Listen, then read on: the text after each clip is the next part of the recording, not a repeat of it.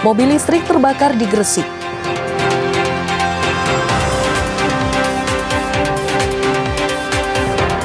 Petugas Wi-Fi bobol rumah mewah dan curi 4 emas batangan.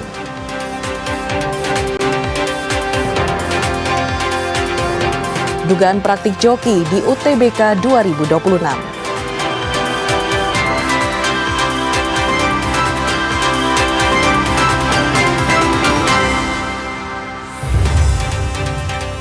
Halo saudara, apa kabar Anda hari ini? Kita berjumpa lagi dalam Kompas Pagi. Selain 3 informasi utama tadi, tim redaksi kami telah menyiapkan sejumlah informasi yang penting dan inspiratif lainnya. Bersama saya Vina Putri, inilah Kompas Pagi di Kompas TV, independen terpercaya.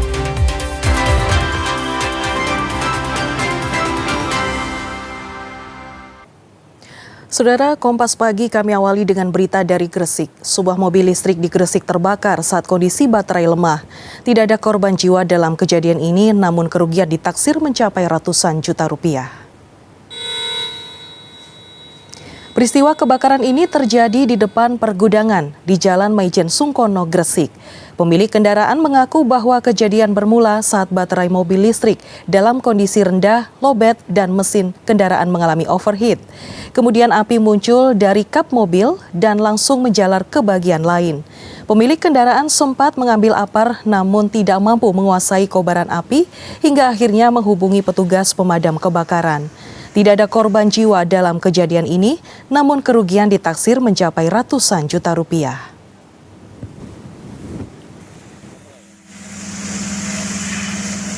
Awal mula itu mobil listrik itu overheat. Sehingga dia keluar dari mobil itu dan mengambil apar. Nah, akhirnya dia semprot, kok api mulai tambah besar, akhirnya menghubungi damkar. Alhamdulillah kurang lebih 1 jam itu kita bisa kuasai kebakaran mobil listrik itu sehingga tidak menjalar kemana-mana.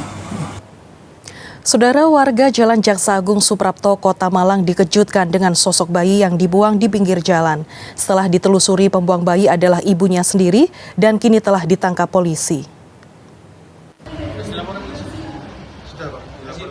Dari rekaman CCTV, terlihat seorang pria yang turun dari sebuah mobil dengan membawa kardus. Kardus yang ternyata berisi bayi perempuan lalu diletakkan di bawah pohon. Kejadian pembuangan bayi ini terjadi pada Sabtu malam dan baru ditemukan warga pada hari Minggu pagi. Saat ditemukan, bayi sudah meninggal dunia. Dari video CCTV, polisi lalu memburu pelaku. Pelaku yang merupakan ibu bayi ditangkap di sebuah rumah kos di Kota Malang. Dari penyelidikan polisi, ibu bayi yang masih berstatus mahasiswi.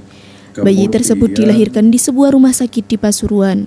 Alasan pelaku tega membuang bayi yang baru berusia 2 hari karena pelaku takut kelahiran bayi tersebut diketahui oleh orang tuanya.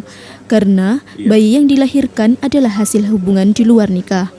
Dari keterangan pelaku, bayi dibuang dalam keadaan masih hidup. Motifnya karena memang pelaku ini belum siap mental dan terkait dengan masalah ekonomi untuk menghidupi anak tersebut. Untuk kedua pelaku ini, kedua pasangan ini belum menikah. Kemudian dari keterangan pelaku, bayi pada saat ditaruh itu masih hidup. Namun pada saat kita temukan sudah tidak bernyawa. Atas perbuatannya, kedua pelaku dijerat pasal 80 ayat 3 UU nomor 35 tahun 2014 tentang perlindungan anak dengan ancaman pidana 15 tahun penjara. Tim Liputan Kompas TV Malang, Jawa Timur. 3 komplotan teknisi Wi-Fi gadungan di Surabaya membawa kabur emas batangan dari dalam rumah. Modusnya, para pelaku pura-pura memperbaiki jaringan Wi-Fi di rumah dan selanjutnya menjalankan aksi kejahatannya. Dari rekaman CCTV inilah terungkap modus para tersangka mencari sasaran rumah mewah yang hanya ditinggali asisten rumah tangga. Kemudian mereka melakukan sabotase jaringan Wi-Fi rumah tersebut. Pelaku lanjut menuju rumah sasaran dengan dalih memperbaiki kabel Wi-Fi yang rusak. Setelah masuk ke ruang kerja, pelaku beraksi mengambil emas batangan, uang, handphone, dan uang 20 juta rupiah. Kemudian mereka kabur dan menyambungkan kembali jaringan Wi-Fi. Salah satu korban adalah rumah seorang dokter yang tinggal di Jalan Sutorjo Tengah, Surabaya. Korban terkejut melihat emasnya hilang dan melaporkannya ke polisi. Dari hasil pemeriksaan juga terungkap bila pelaku sudah 8 kali beraksi. Selain dapat emas, mereka dapat uang tunai $700 Amerika, laptop, handphone, hingga perhiasan. Hasil kejahatannya kemudian dijual dan uangnya dipakai untuk pesta pora dengan wanita malam di kawasan Tretes. Ketiga pelaku kini dijerat pasal 476 KUHP tentang tindak pidana pencurian. Pelaku melakukan kejahatan sebagaimana modus operandi yang mengaku sebagai seorang teknisi jaringan itu sudah 8 TKP yang khususnya di area Surabaya. Saat ini oleh penyidik sedang dikembangkan ke TKP-TKP yang lain dengan harapan mudah-mudahan bisa terungkap semua kejahatan yang dilakukan oleh ketiga pelaku tersebut. Saudara, dugaan praktik joki dalam pelaksanaan ujian tulis berbasis komputer atau UTBK di Universitas Negeri Malang terbongkar. Pelaku menggunakan identitas palsu dan mengikuti UTBK sampai selesai. Praktek dugaan joki untuk jurusan Fakultas Kedokteran Gigi ini terungkap dan viral di media sosial. Kemarin di hari pelaksanaan pertama UTBK di Universitas Negeri Malang, pihak kampus membenarkan bahwa ada dugaan praktek joki. Kampus pun langsung melakukan investigasi dengan memeriksa CCTV hingga memeriksa pengawas ruangan. Pelaku menggunakan identitas palsu sehingga baru terdeteksi sistem saat ujian dilakukan. Pelaku bahkan mengikuti ujian sampai selesai. Saat pihak panitia pusat mendeteksi ada praktek kecurangan dan kampus melakukan pengecekan di ruangan, yang bersangkutan sudah tidak ada di lokasi. Namun, pihak kampus mengkonfirmasi bahwa ada praktek identitas palsu peserta yang mengikuti UTBK. Yang bisa kita lakukan adalah sampai hari ini pun kita masih melakukan investigasi tersebut dan belum konklusif. Istilahnya belum bisa ini adalah nama ini, nama ini, karena kan kemarin juga di blur gitu kan. Jadi kita masih coba cocok-cocokin lah gitu dari semua data yang kita miliki. Tapi kita punya kecurigaan itu. Kita sudah mengerucut lah, bisa dikatakan seperti itu. Sudah mengerucut, dan kerucutnya ini enggak 10 ya, sudah di bawah 3 lah gitu. Oh ya ini kayak ini gitu. Intinya kecurangan-kecurangan yang ada di UM, kalau memang sampai fatal ini gitu misalnya, karena itu fatal banget kan. Untuk kecurangan yang mudah terdeteksi seperti yang metal detektor, yang alat-alat dan sebagainya, itu saya rasa di UM insya Allah aman, tidak ada karena kita kemarin sudah menyiapkan prosedur yang sangat ketat untuk mendeteksi banyak hal. Sebelumnya, viral di media sosial temuan jasa joki UTBK hari pertama di Universitas Negeri Malang.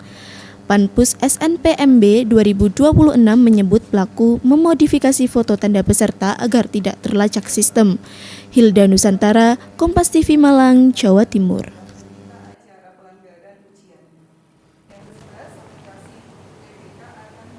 Pasca temuan kecurangan pada UTBK ujian seleksi masuk perguruan tinggi di Universitas Negeri Surabaya, Wakil Menteri Pendidikan Dasar dan Menengah Athip Latiful Hayat meninjau langsung pelaksanaan UTBK di UNESA.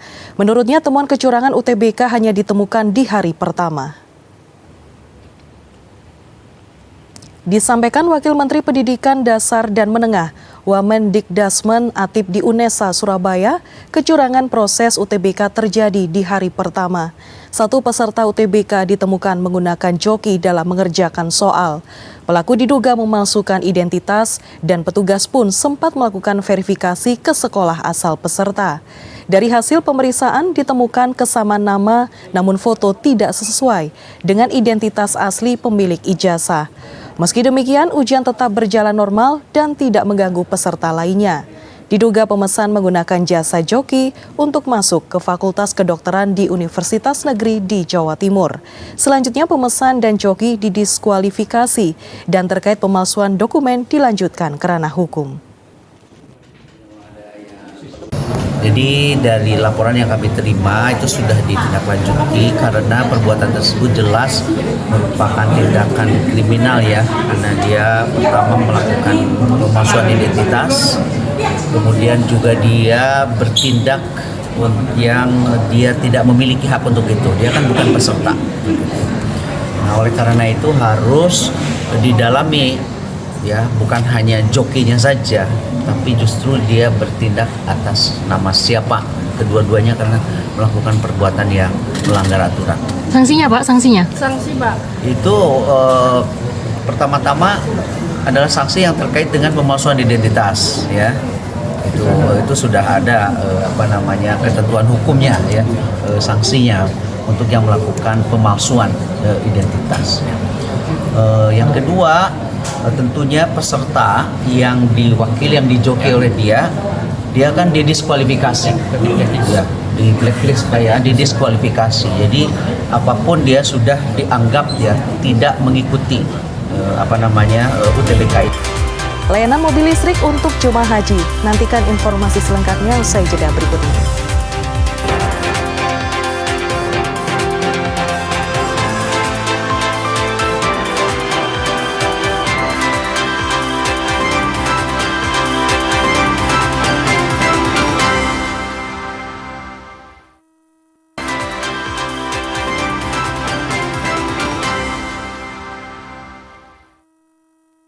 لبيك لا شريك لك لبيك إن الحمد والنعمة لك والملك لا شريك لك.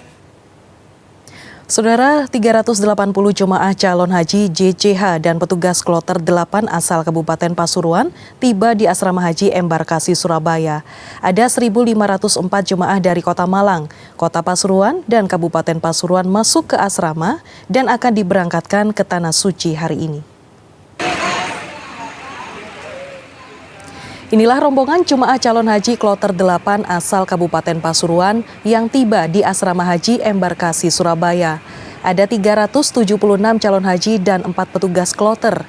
Setibanya di asrama, mereka dikumpulkan dalam aula untuk menerima pembagian paspor, kartu nusuk hingga living cost atau uang saku. Dijadwalkan ada 1.504 jemaah calon haji dan 16 petugas kloter yang terbagi dalam kloter 8 hingga kloter 11 asal Kota Malang, Kota Pasuruan, dan Kabupaten Pasuruan masuk asrama, serta akan diberangkatkan ke Tanah Suci hari ini melalui Bandara Internasional Juanda. Sementara itu sebelumnya ada 1.880 jemaah calon haji dari kloter 3 hingga kloter 7 dan 20 petugas kloter diberangkatkan ke Tanah Suci dari Asrama Haji Embarkasi Sukolilo, Surabaya. Alhamdulillah persiapan persiapan mental mungkin ikut manas-manasnya sama belajar. Berangkat sama siapa aja Pak? Sama ibu ya. Ini datang ke sini tadi pukul berapa Pak? Ya. Ini tadi dibagi apa aja? Kartu nusuk atau? Ini mulai dari cek kesehatan, kartu nusuk, pembagian kamar, tiket pesawat, sama living cost juga ya. Petugas penyelenggara ibadah haji Embarkasi Surabaya menyiapkan 5 mobil listrik di Asrama Haji Sukolilo, Surabaya untuk melayani jemaah calon haji lanjut usia, lansia, dan disabilitas. Kendaraan ini untuk keperluan antar jemput dari kamar asrama hingga mengantar sholat di masjid. Inilah 5 mobil listrik untuk jemaah calon haji lansia dan disabilitas di Asrama Haji Embarkasi Surabaya di Sukolilo. Mobil listrik ini dimodifikasi khusus agar setiap mobil bisa mengangkut hingga 13 orang. Kendaraan ini khusus digunakan untuk mobilitas antar jemput jemaah calon haji dan keperluan mengantar sholat di masjid. Melalui layanan kelima mobil listrik ini, petugas penyelenggara ibadah haji Embarkasi Surabaya memberikan layanan lebih maksimal untuk jemaah calon haji. Dari kloter berapa Pak? 8. Asal kabupaten? Pasuruan. Pak, gimana Pak menurut Bapak dengan adanya mobil listrik untuk mengantar jemaah yang lansia ini? Ya, ini kan untuk angkutan dari kantor ini. Membantu Pak ya? Membantu. Sudah yang para jemaah yang lansia ini. Iya. Jemaah calon haji lansia mengaku terbantu dengan layanan mobil listrik ini untuk mobilitas selama berada di dalam asrama haji. Nyoman Deni, Cilmi Ardianto Fani, Kompas TV Surabaya, Jawa Timur.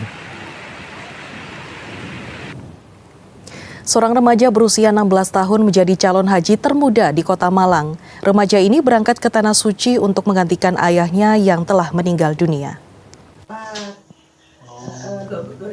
Di usianya yang menginjak 16 tahun, Haidar Fatah, remaja asal Sukun, Kota Malang ini sudah bersiap untuk menunaikan ibadah haji ke Tanah Suci. Ditemui di rumahnya, Haidar Fatah dan ibunya sudah mempersiapkan diri jelang keberangkatan ke Tanah Suci.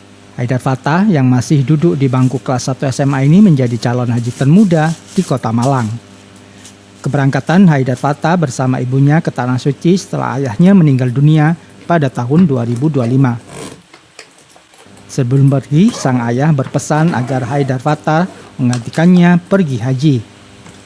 Masih dalam suasana duka usai kepergian sang ayah, surat panggilan haji datang. Dalam kondisi ini, keluarga harus mengambil keputusan untuk mengurus pelimpahan porsi haji dari almarhum ke Haidar Fatah. Haidar Fatah mengaku sudah menyiapkan diri sebelum keberangkatan baik secara fisik maupun mental. Olahraga setiap pagi pun dilakukan untuk menjaga kebugaran. Untuk ilmu agama, Haidar Fatah mengaku hal tersebut sudah ia pelajari selama di pondok.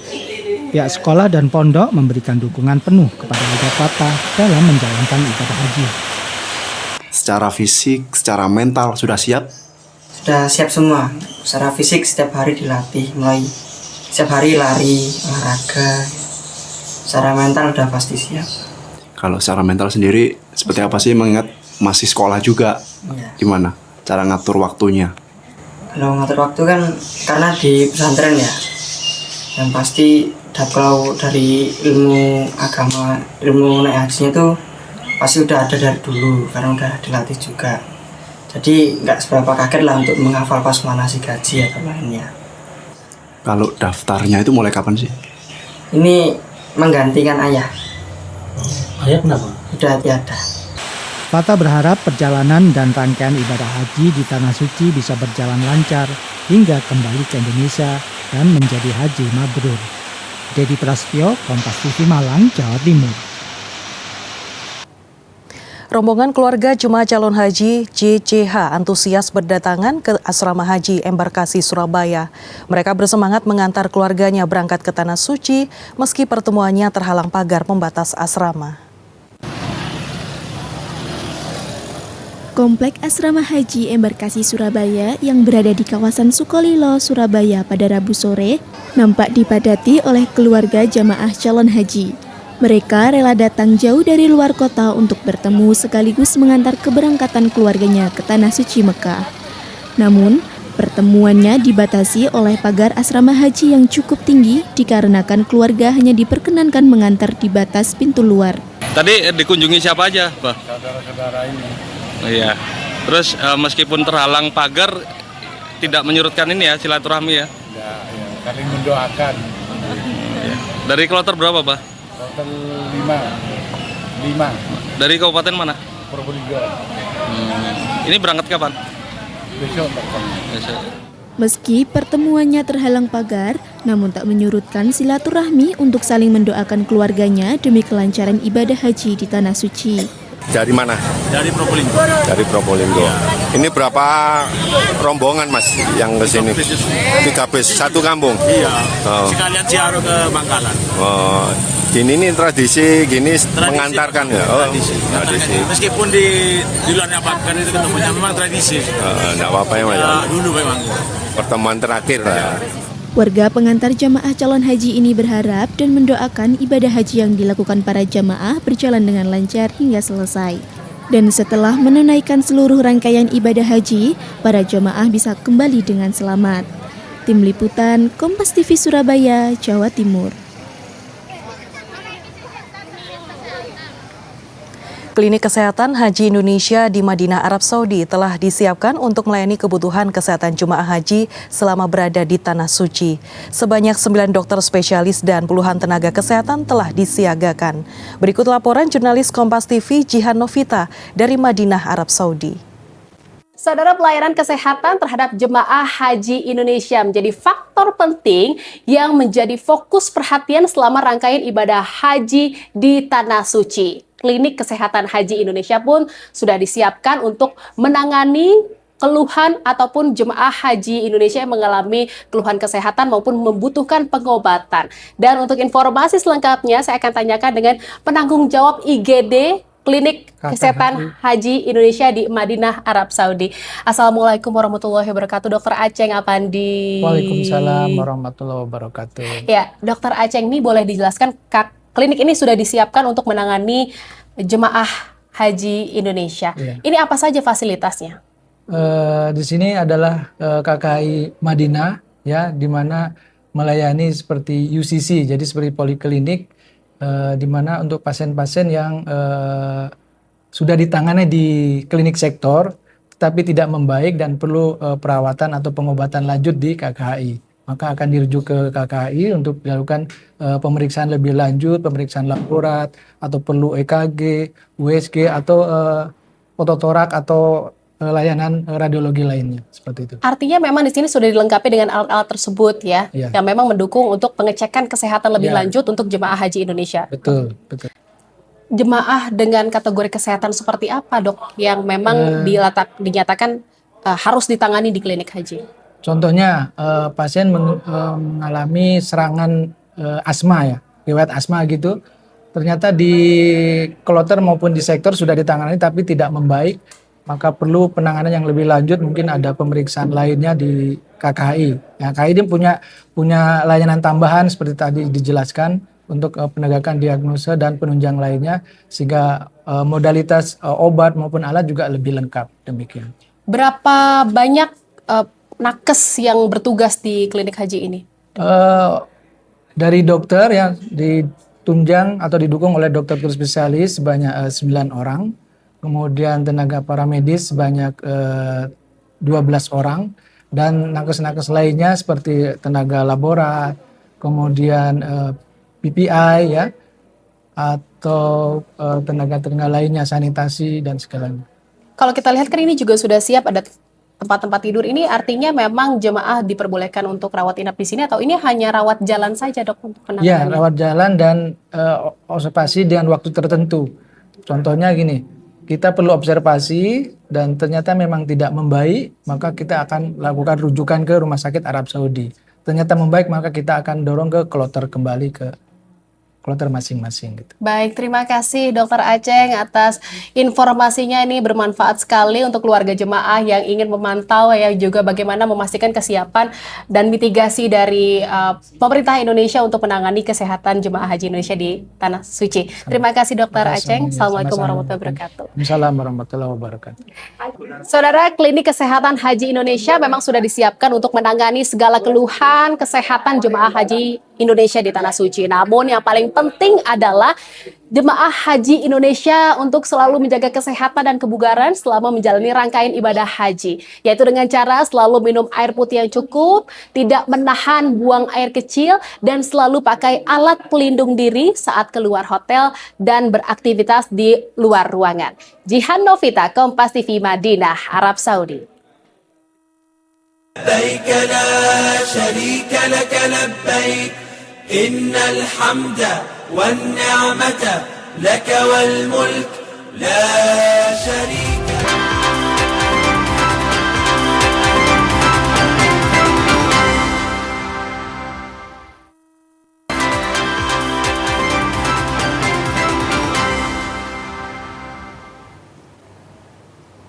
Saudara, warga Jalan Jaksa Agung Suprapto, Kota Malang dikejutkan dengan sosok bayi yang dibuang di pinggir jalan. Setelah ditelusuri, pembuang bayi adalah ibunya sendiri dan kini telah ditangkap polisi. Dari rekaman CCTV, terlihat seorang pria yang turun dari sebuah mobil dengan membawa kardus. Kardus yang ternyata berisi bayi perempuan lalu diletakkan di bawah pohon. Kejadian pembuangan bayi ini terjadi pada Sabtu malam dan baru ditemukan warga pada hari Minggu pagi.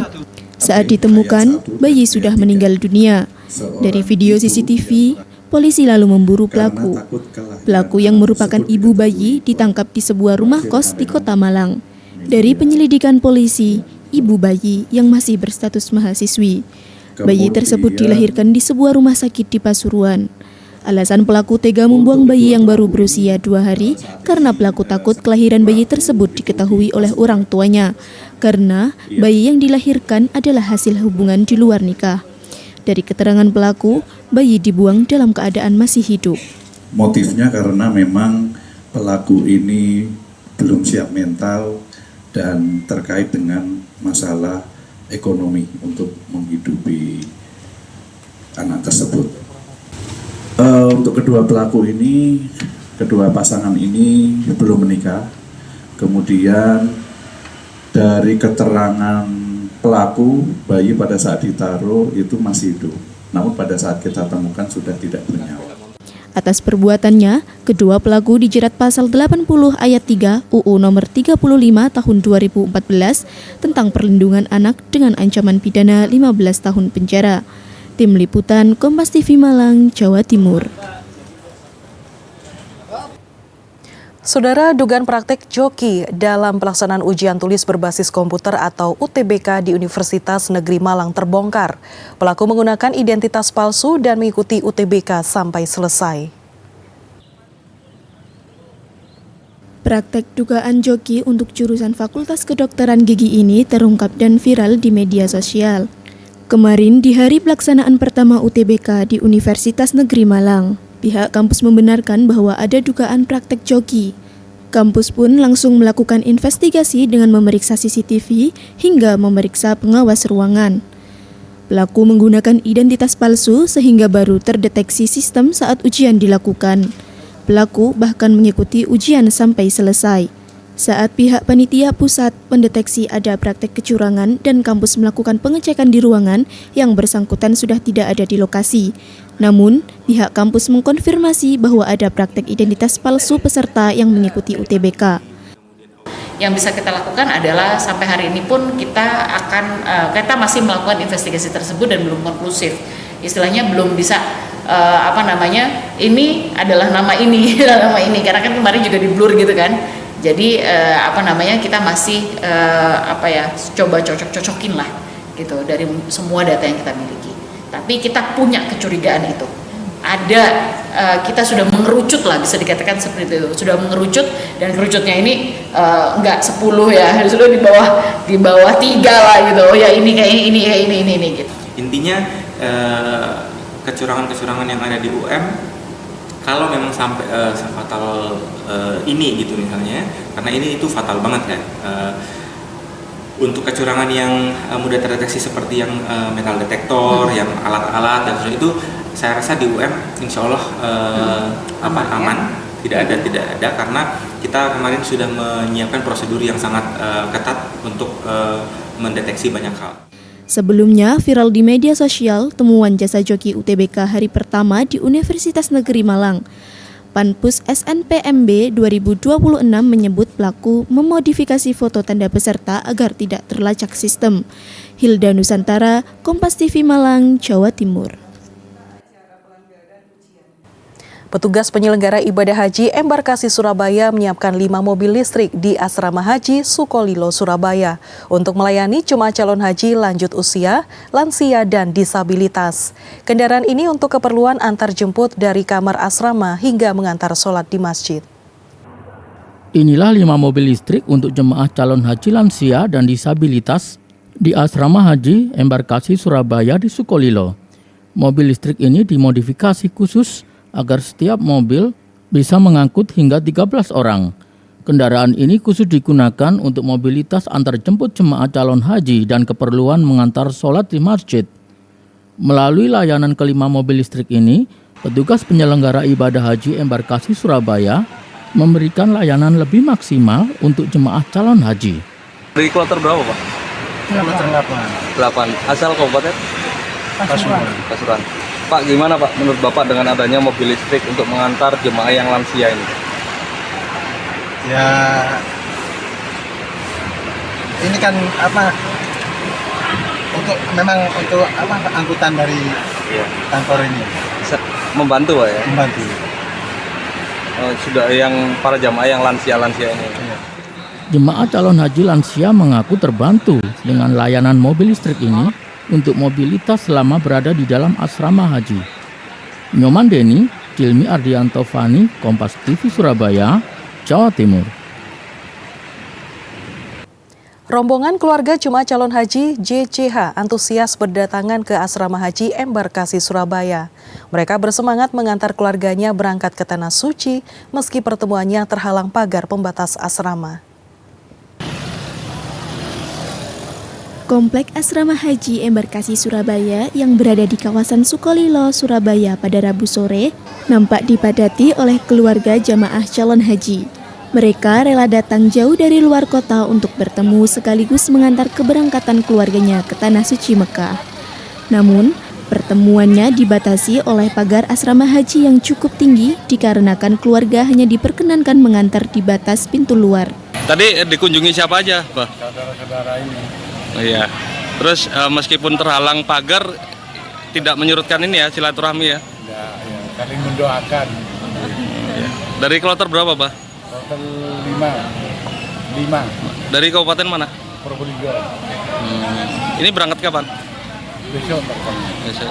Meski pertemuannya terhalang pagar, namun tak menyurutkan silaturahmi untuk saling mendoakan keluarganya demi kelancaran ibadah haji di Tanah Suci. Dari mana?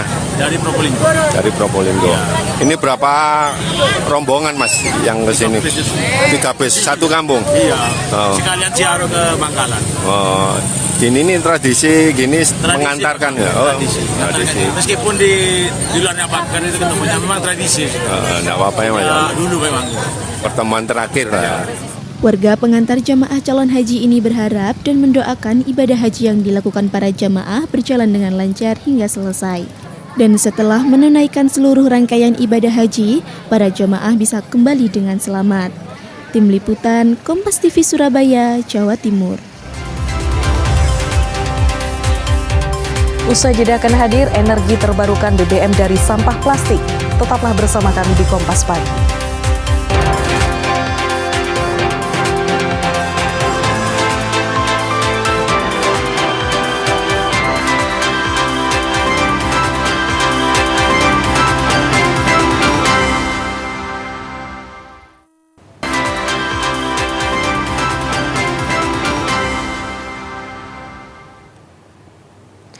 Saudara, sekelompok pemuda di Jember, Jawa Timur berhasil menyulap sampah plastik menjadi bahan bakar minyak alternatif.